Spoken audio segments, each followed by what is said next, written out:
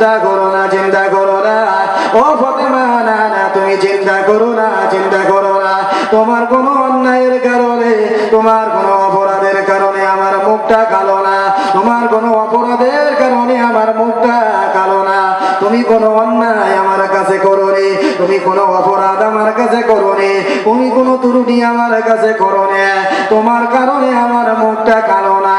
তবে আপনার মুখটা কালো কি কারণে একটু আমাকে বলা লাগবে, নইলে আমি ফাতেমা সুখী থাকবো না, আমি ফাতেমা খুশি হব না। আপনার মুখটা কেন কালো একটু দয়া করে বলতে হবে। ওই সময়তে হযরত আলী রাদিয়াল্লাহু তাআলা আনহু বলেছিলেন, ও ফাতেমা শোনো, আল্লাহর নবী বিশ্ব নবী জনাবে মুহাম্মদুর রাসূলুল্লাহ সাল্লাল্লাহু আলাইহি ওয়াসাল্লাম মদিনার মসজিদে সাহাবীদেরকে প্রশ্ন করেছেন, ও সাহাবীরা বলো না, বলো না, দুনিয়ার জগতে কোন মেয়েটা সবচেয়ে ভালো, দুনিয়ার জগতে কোন নারীটা সবচেয়ে ভালো। কোন সাহাবী উত্তর দিতে পারে না, আমি আলীও উত্তর দিতে পারবো না। তাই আমি চুরি করে পিছন দিক দিয়ে বাড়িতে চলে এসেছি, কারণ রাসূলুল্লাহ যদি আমাকে জিজ্ঞাসা করে আমি অতরা সাহাবীর সামনে লজ্জিত হয়ে যাব, আমি অপমানিত হয়ে যাব।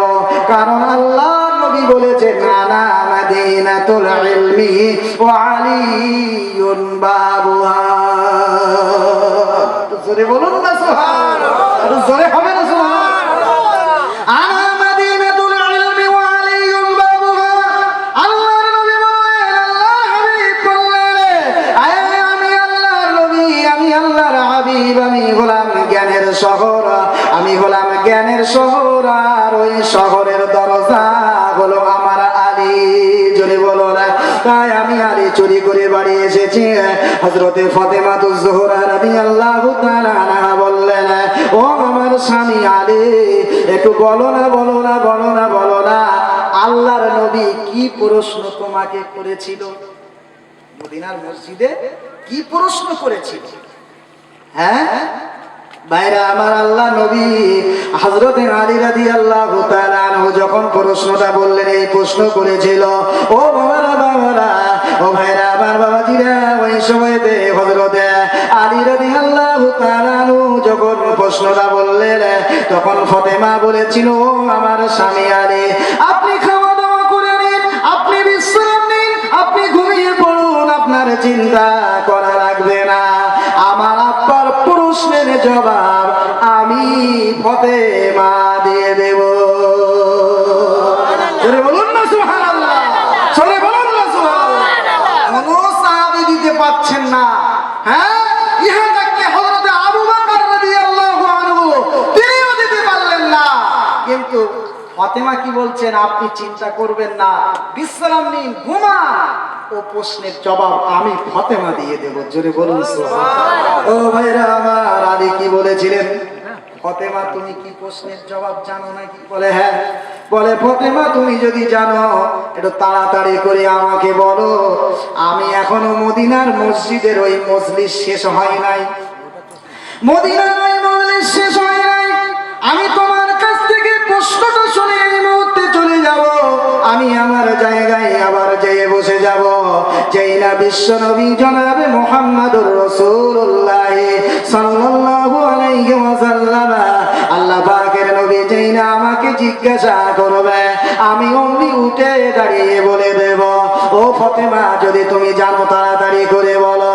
হযরতে মা ফাতেমাতুজ জোহরা রাদিয়াল্লাহু তাআলা আনহা বললেন, ও স্বামী শোনো, শোনো, যদি কোনো নারীর ভিতরে তিনটে গুণ থাকে, এক নম্বর গুণ হলো যদি মাথার চুল থেকে পায়ের নখ পর্যন্ত দুনিয়ার কোনো পর পুরুষ যদি তাকে না দেখে, আর দ্বিতীয় নম্বর গুণ হলো ওই নারীটা স্বামীকে খেদমত করে স্বামীকে সেবা করতে পেরেছে, স্বামীকে সন্তুষ্ট করতে পেরেছে, আর তিন নম্বর হলো সে যদি আল্লাহর ইবাদত বন্দেগী ঠিক মতন করে। এই তিনটি গুণ যদি কোনো নারীর ভিতরে থাকে, ওই নারীটা পৃথিবীর ভিতরে সবচেয়ে ভালো বলে গণ্য হবে। হযরতে আলী শুনে খুশিতে, হ্যাঁ, এইবার আস্তে আস্তে আর দাঁড়াচ্ছে না, বুঝতে পেরেছে কি হলো বাবা। হ্যাঁ, হযরতে আলী রাদিয়াল্লাহু আনহু কি করলেন, আস্তে আস্তে আস্তে আস্তে আস্তে আস্তে সেই মদিনার মসজিদে চলে গেলেন। যে দেখছেন সে এখনো সেই মজলিস চলছে। যাক আলহামদুলিল্লাহ। পিছনে যেয়ে সেই জায়গায় আবার চুপ করে বসে পড়লেন, আর শুধু মনে মনে ভাবছেন কখন আমার জিজ্ঞেস করবে, কখন আমার জিজ্ঞাসা করবে, করলেই আমি ওকে বলবো। তখনও বেশ কিছু সাহাবী বাকি ছিল। আল্লাহর রাসূল জিজ্ঞাসা করতে করতে হযরত আলীকে জিজ্ঞাসা করলেন, বাবা আলী, ও বাবা আলী, তুমি কি বলতে পারো দুনিয়ার ভিতরে কোন মেয়েটা সবচেয়ে ভালো? আচ্ছা, আলীর প্রশ্ন উত্তর জানা আছে না নাই? সবাই বলুন আছে না নাই? আলহামদুলিল্লাহ। ভাইরা আমার, হযরত আলী রাদিয়াল্লাহু তাআলা আনহু আল্লাহর নবী জিজ্ঞাসা করার সাথে সাথে হযরত আলী দাঁড়িয়ে গেলেন। দাঁড়িয়ে বলছি, ইয়া রাসূলুল্লাহ, ইয়া হাবিবাল্লাহ, হুজুর, আমি আপনার সাহাবী আলী, আমি আপনার সামনে জবাব দিচ্ছি। ইয়া রাসূলুল্লাহ, ইয়া হাবিবাল্লাহ, হুজুর, যে মেয়েটার ভিতরে তিনটে গুণ থাকবে ওই মেয়েটা সবচেয়ে পৃথিবীতে ভালো বলে গণ্য হবে। এক নম্বর হলো, ইয়া রাসূলুল্লাহ, ইয়া হাবিবাল্লাহ, হুজুর, যে মেয়েটার ভিতরে মাথার চুল থেকে পায়ের নখ পর্যন্ত দুনিয়ার কোনো পরপুরুষ দেখতে পায় নাই, দুনিয়ার কোনো নরনারী দেখতে পায় নাই, দুনিয়ার কোনো নর দেখতে পায় নাই, পর্দার সাথে চলেছে, পর্দা নাসিনা হয়ে চলেছে। ইয়া রাসূলুল্লাহ, ইয়া হাবিবাল্লাহ, হুজুর, শুধু তাই নয়, যে মেয়েটা স্বামীকে খেদমত করে স্বামীকে খুশি করতে পেরেছে। আর তিন নম্বরে হলো, ইয়া রাসূলুল্লাহ, সদা সর্বদা আল্লাহর হুকুম পালন করতে পেরেছে। এই তিনটে গুণ যার ভিতরে রয়েছে, ইয়া রাসূলুল্লাহ, ইয়া হাবিবাল্লাহ, হুজুর, ওই মেয়েটা দুনিয়ার জীবনে সবচেয়ে ভালো বলে গণ্য হবে। ও বাবারা, ভাইরা আমার, শুনো না, হযরত আলী রাদিয়াল্লাহু তাআলা আনহু যখন তিনি এই জবাবটা দিলেন, আল্লাহর নবী ওই সময়তে আলীকে ডেকে বললেন, আলী, এ জবাব তুমি নিজের থেকে দিলে না কোথার থেকে শুনে এসে তাই জবাবটা দিচ্ছ? জোরে হবে না ভাই? আর একটু জোরে হয় না ভাই? এ জবাব তুমি নিজের থেকে দিচ্ছ না কোথার থেকে শুনে এসে বলছো? ভাইরা আমার, রাসূলুল্লাহ পিছনে যা দেখেন, সামনে তাই দেখেন। আল্লাহর নবী ঘুমিয়ে যা দেখেন, চেতনা অবস্থায় তাই দেখেন। ও ভাইরা আমার, হযরত আলী রাদিয়াল্লাহু আনহু বললেন, ইয়া রাসূলুল্লাহ, ইয়া হাবিবাল্লাহ, হুজুর, জবাব দিতে পারবো না বলে বাড়িতে গিয়েছিলাম। এই জবাবটা আমার নয়, এই জবাবটা হলো আপনার কলিজার টুকরা আপনার মেয়ে ফাতেমার জবাব। এই জবাব আমি ফাতেমার কাছ থেকে শুনে এসেছি। এই জবাব আপনার ফাতেমার জবাব। ইয়া রাসূলুল্লাহ, ইয়া হাবিবাল্লাহ, হুজুর, জবাব আমার নয়। আল্লাহর নবী বললেন, আলী গো, আমি আমার ফাতেমা ছাড়া এই জবাব আর কেউ জানে না।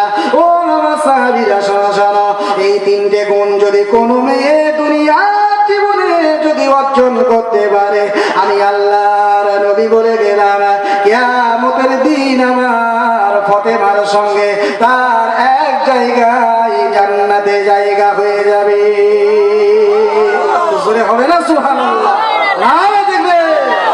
সেই জন্য মা বোনদের জন্য কিছু কথা আলোচনা রাখলাম, তারা যেন আমাদের মা ফাতেমার মতন হয়, মা আমিনার মতন হয়, আমাদের আম্মা জান আয়েশার মতন হয়, আমাদের আম্মা জান খাদিজা রাদিয়াল্লাহু তাআলা আনহার মতন হয়, মা মারিয়ামের মতন হয়, মা আসিয়ার মতন যেন আল্লাহ তাদের নেককারিনী, আবেদা, সালেহা আল্লাহ যেন বানিয়ে দেয়। সকলে বলুন আল্লাহুম্মা আমিন। যাই হোক, দীর্ঘ সময় আলোচনা করলাম। পরবর্তী বক্তা আমার ভাইজান এসে গেছেন, আপনাদের সামনে আলোচনা করবেন। আপনারা ধীর স্থির ভাবে মনোযোগ সহকারে শ্রবণ করুন। দরুদ শরীফ, আল্লাহুম্মা সাল্লি আলা।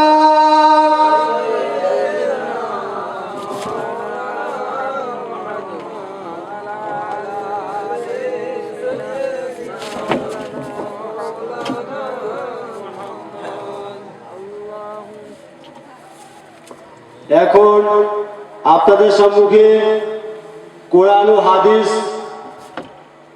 ও নবীর শানে কিছু আলোচনা করবেন জনাব আলহাজ মাওলানা আতিউর রহমান সাহেব।